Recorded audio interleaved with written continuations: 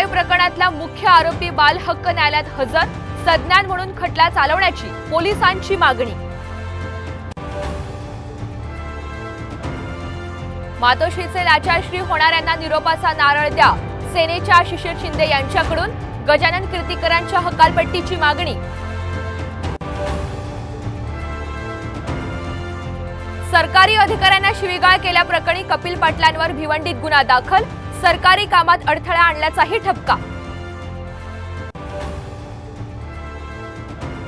Drunk and drive प्रकरणातल्या आरोपीमुळे मुलाची शाळा बदलावी लागली, आमदार प्राजक्त तनपुरे यांच्या पत्नी सोनाली तनपुरे यांचा गंभीर आरोप। भीमा नदीत बुडालेली प्रवासी बोट सापडली, बोटीतील 7 जणांपैकी एक सुरक्षित तर 6 जण दगावल्याची भीती। तुळजाभवानीच्या 8.5 कोटींच्या दागिन्यांच्या अपहार प्रकरणी अखेर गुन्हा नोंद होणार, सीआयडीने दिले गुन्हा नोंदवण्याचे लेखी आदेश। निवडणूक निकालाच्या दिवशी ड्राय डे नको, बार मालकांची हायकोर्टात धाव,